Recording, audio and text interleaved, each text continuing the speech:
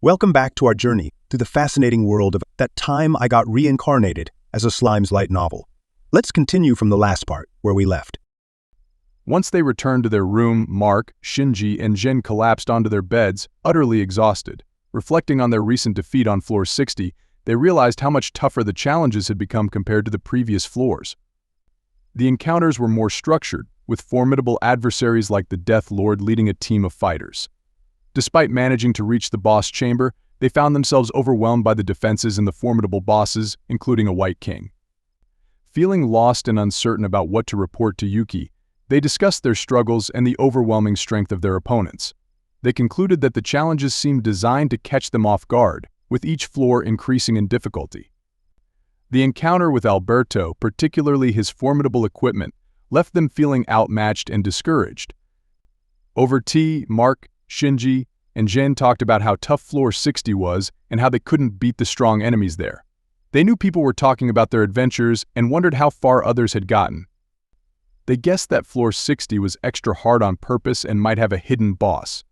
They were sad about losing but felt better because people cheered for them. They planned to tell Yuki what they learned and keep exploring the dungeon. After making their report in a quiet spot outside town and sending it to Yuki, they received a call from him shortly after. Yuki asked how they were doing and chuckled at their recent defeat. When asked about their next steps, Shinji mentioned they were waiting on Lord Ghidorah's guidance as they couldn't pass floor 60 alone. Yuki then inquired about the strength of the floor 60 boss, prompting them to provide details about their experience. Only Shinji and his friends understood the angle of Yuki's question. Essentially, Yuki wanted to know how powerful their opponent on floor 60 would be in terms of Imperial Guardian's ranks. Shinji took a moment to consider.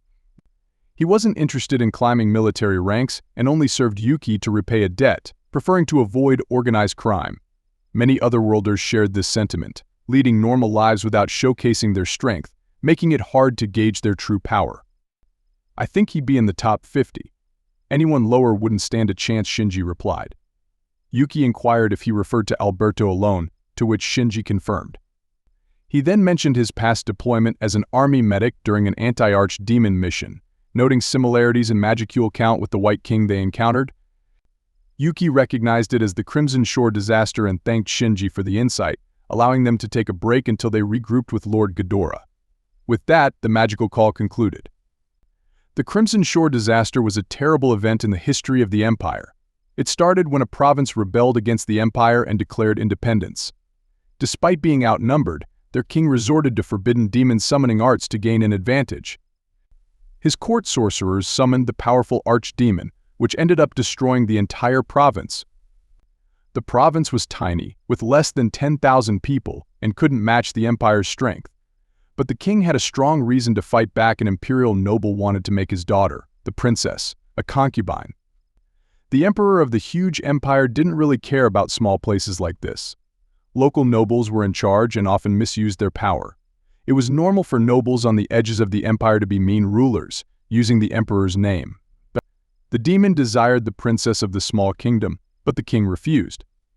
However, when the head sorcerer saw the demon's true form, he lost his mind and agreed to the demon's demand. With a sinister grin, the demon possessed the princess's body, leading to a massacre. The king, initially enraged, soon became terrified as the demon wreaked havoc. When the empire learned of the province's destruction, they dispatched a force to confront the demon.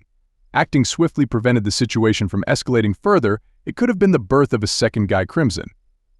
When the force arrived, they found the lake stained red with the citizens' blood, marking a dark moment in the Empire's history. The armored division, stationed across the Empire, officially ended the Crimson Shore's incident, according to history books. However, Shinji knew the truth from afar that a small group of soldiers defeated the archdemon on their own. This raised suspicions for Shinji while the nobility oppressed the countryside. The Empire's swift reaction made him question if there was more to the story. He believed they were forewarned about the demon's threat, keeping some details hidden. Witnessing the demon's strength firsthand made Shinji realize some mysteries were better left unsolved, leading him to disregard his military rank and focus on other priorities. As Shinji finished recounting his experience, Mark and Jen looked at him with concern. "Are you finished?" Mark asked. "Thanks for sharing," said Jian. "Yeah, I think I covered everything. Now we can relax until Lord Ghidorah arrives," replied Shinji.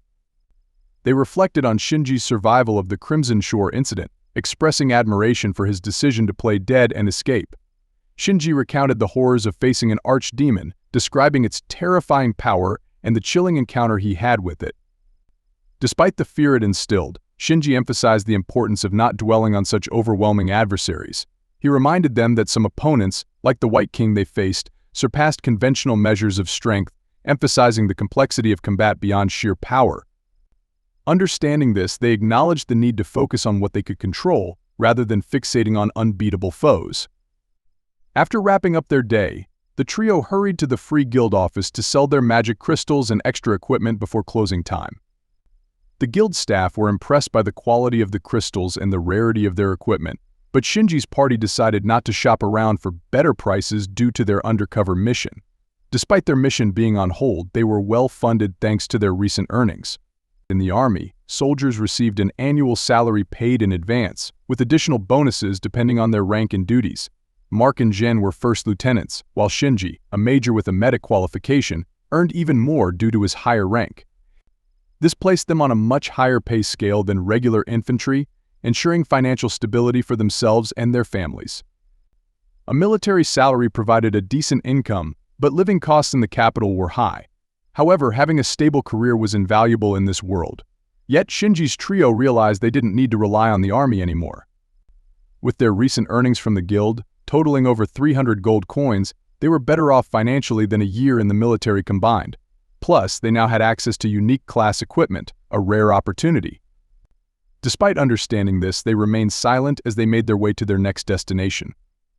Once in Rimuru, the monster city, they picked a fancy restaurant for dinner, relishing the luxury they hadn't enjoyed in a long time. Jen hesitantly asked if selling equipment was all right. Shinji and Mark reassured him, explaining they kept some samples and it was normal for adventurers to sell loot. While anything earned during a military operation belonged to the army, selling items as adventurers was acceptable. They saw it as a nice bonus. If their earnings were confiscated, moving to Rimuru would become a serious consideration.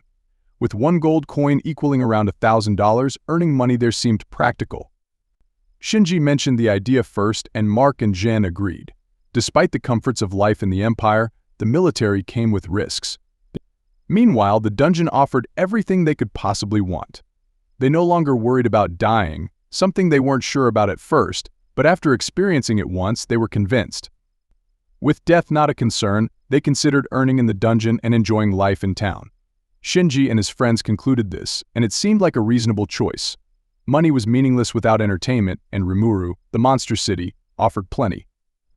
They had a public battle arena, sports like soccer and baseball, hot springs, theaters hosting dramas, and amazing food, including Japanese specialties and unique drinks. Shinji, being from Earth, found it all appealing. Their only obligation was to Yuki, who didn't seem interested in conflict with Rimuru, the demon lord. Moving there didn't feel like betrayal, especially since they weren't at war, making an honorable discharge a possible option, depending on Yuki's decision. After that, Mark whispered about the war being their big problem. They couldn't leave the Empire because of it. War was coming, and it would hurt a lot of places. If there was no war, they would be looking for a new home. They wondered who would win the war and what they would do if they had to fight against the city they liked. They didn't want to destroy it. They were also worried about how strong Tempest's fighters were. Mark thought there would be strong defenders in important places, but maybe the regular soldiers weren't as tough. Shinji agreed and said that fighting someone as powerful as Rimuru was different. He believed the stories about Veldora destroying a city and thought the White King could do it too.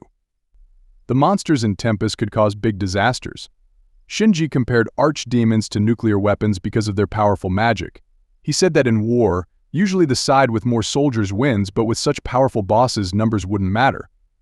They would need many fighters as good as them to have a chance. They looked unhappy, and then Ghidorah called them with magic. After some time, an elderly man knelt before Rimuru. Behind him stood the trio that Rimuru had been observing on the large screen in the control room. The man, Ghidorah, had sought an audience with Rimuru through Diablo and Raisin. Despite not being ostentatiously dressed, he wore a robe that exuded an air of expense, and his sharp gaze belied his age. As Rimuru suspected, Shinji's true name was Shinji Tanemura. The other two also revealed their real names on the form. While they typically served under Yuki, They were now assisting Ghidorah in their ongoing investigations. After Ghidorah finished speaking, they all mimicked his posture, but Rimuru felt this formality hindered genuine conversation. Perhaps it would be better if we spoke without the need for such formalities, Rimuru suggested, prompting Xian to instruct them to lift their heads. Rimuru felt awkward with all the formality and was nervous about the meeting, especially with all the loud shouting. That's it for today, guys, and thanks for watching the video. Stay tuned for next chapter. Until then, goodbye.